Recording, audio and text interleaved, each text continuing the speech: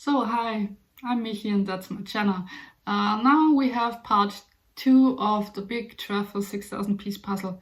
We see the rest. I think I explained the strategy a little bit on the end on the outro so that the intro is not so long. So enjoy this time lapse of the building next.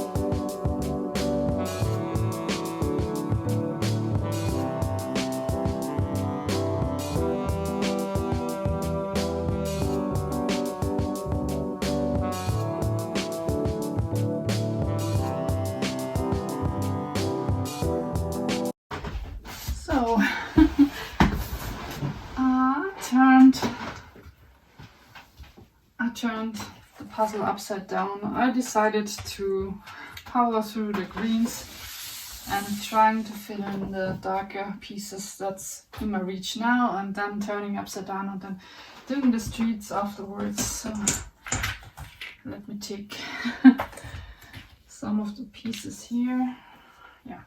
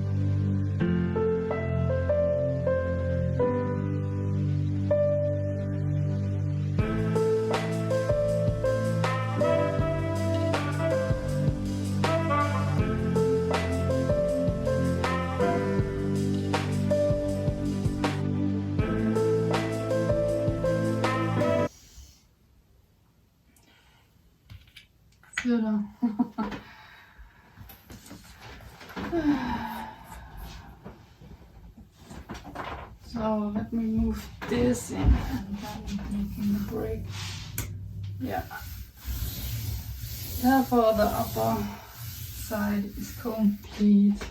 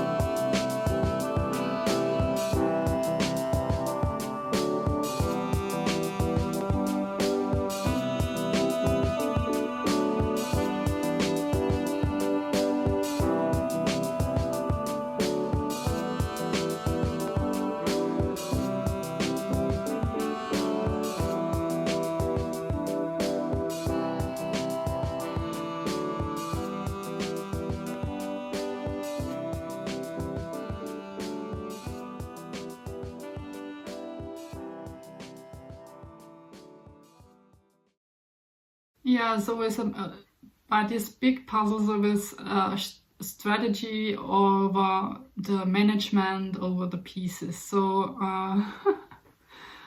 I was not sure how to go along, but it's always like these piles you have in your hand or on the foam boards. It's always nice to have these pieces rid of or get on a smaller board, or reducing the pieces so you then can dig out the next pieces. So I have many of these building pieces, and then I'm trying really to from 2 boxes and they lay over the table, course they are on the table, not on the foam board. So I'm really trying to reduce these pieces and then transfer them on the foam board, sorting them in shape and trying to filling out all these gaps that I have, or the gaps of the lighter pieces, course. I think on one point I dump out the pieces from the dark pile also on a foam board, so that I have the dark pieces also, but they was not so tempting to do, because it's always the big section on the dark side of the building. I knew the many dark pieces will go in this section, because it was a really big section, and I recognized too late that these dark pieces are mostly the building on the shadow side of this big building. On the big first building, the shadow was really dark, and there go many dark pieces in. Yeah, and I thought I don't want to. Of course, they are really high up, and I knew I have swapped them so wide up that I don't feel well with that. I knew I have to swap the board on one point upside down so that I can do the trees and maybe the darker section and the darker lines that I have open. So I don't want to power through them, so I now lay them up so that the puzzle is up, and then building the framing, trying to do this section with this blue with the bush, with the trees on the side from the Eiffel Tower. There is many blue in that, so the pieces were really distinct, and I collected them, so I knew I could do a little bit of this section so that my pieces on the tree foam board get reduced, so that a smaller amount of pieces that I look through when I doing the trees. And doing the cars, they were really funny. Doing the chairs and the tables, where they go, that's here and there and there and here, and so this is really a mixed up process.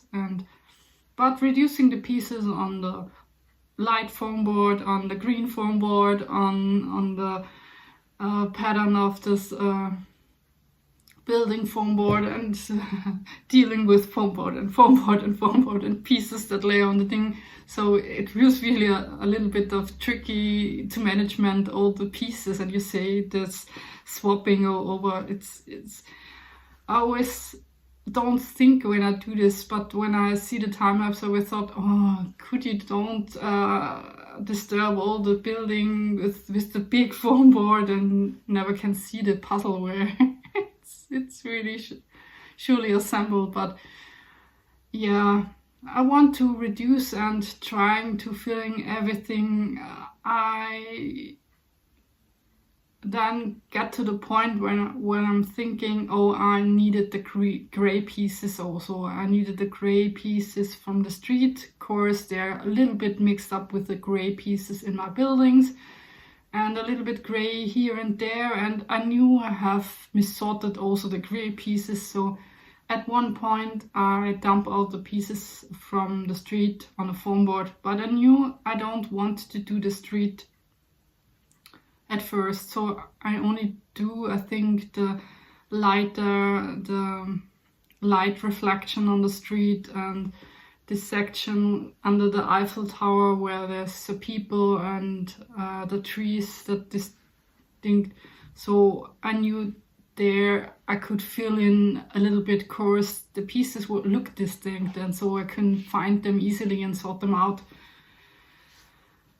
And when I've got to the point where everything is most of them done, and I knew I have this dark side and the green pieces, and I really wanted to do the upper section first before I really start digging the street, because the street look really intimidating with this many pieces, and I thought I would do this at last. And so I turned the board upside down, power to the 3, power to the the building and the black side of the building, then turning it upside down. Then I found the last piece that I think I'm missing, but I found it then in the street pieces on really nice sorting, and there was it. And that was the point where I'm filling up the upper edge, the upper side, upper third, upper 2/3, and only have left the street. And then it's only a thing of sorting out the pieces to shape, making nice little rows, trying to do everything what's a little bit like round, edgy, brown, white, all that has color variation or it's connecting to the street. All that's look a little bit different from the other pieces. Trying to fill in everything what's easy to find, and then having all this gray pieces and gray, and then trying to reduce my pieces on a smaller foam board, and then it's only a thing of time and patience to do then the rest of the pieces. Yeah, and then was finished. It's always so funny feeling of when piece is finished, because when it's finished you have nothing to do anymore. So I really sometimes wish that this feeling of disappointment when you ended the puzzle, it would be feeling that depth, because it's such an accomplishment and it's a finished piece, and you have this joy of finishing, and then it's away from this joy of I have so much employment with this, and then it's over. It feels so sad that it's over, but yeah, I crumble it and start anew. I think I made then a video about telling you about the quality and everything, but it was so silenced that I don't think I can use it, so I will tell you a little bit here. But I have planned a video about quality comparison between all Trefl puzzle I have. There are not many, but I have a great variation. I have a wooden puzzle. I have a 500, 1000 with now 1100, 1011 with shapes in it. I have a 1000 piece with unlimited cut. I have a 6000 piece puzzle, and I have a 9000 piece puzzle with unlimited cut. And so I compare every 6 puzzle to each other. So you see all the pieces of the 6 puzzle compared to each other and laying side by side, so you can see a little bit a difference between Trefl puzzle and Trefl puzzle and Trefl puzzle. And so therefore I didn't want to say here many things of quality issues, but only one thing I want to say, it's the 6000 pieces come in 2 bags. And when I see the pieces, then they are really small and elongated, and the forms of the prongs and everything reminded me of this bluebird puzzle. And I'm not totally sure, but I can't have this itchy feeling that it's in the same plant produced. It has the same feeling of this false fits, and have the same feeling of this teeny tiny pieces, and the 3000 piece, 3000 piece bags that are connected in 2 bags. Everything of this aspect feel as the bluebird puzzle, the same quality. So the only one thing I would really say, it could be a terrible experience for me, because this bluebird puzzle at the end, I hated it. I hated it really, but it was a difficult picture. It was really a difficult picture, and bad quality with a difficult picture is terrible to puzzle. But this picture was relatively easy. So a relatively easy picture to sort out and to assemble with a terrible quality. Get along. It was not always that easy, and I wish sometimes the pieces were a little bit distincter or a little bit bigger. Of course, when they are so small, it's really difficult to puzzle, really.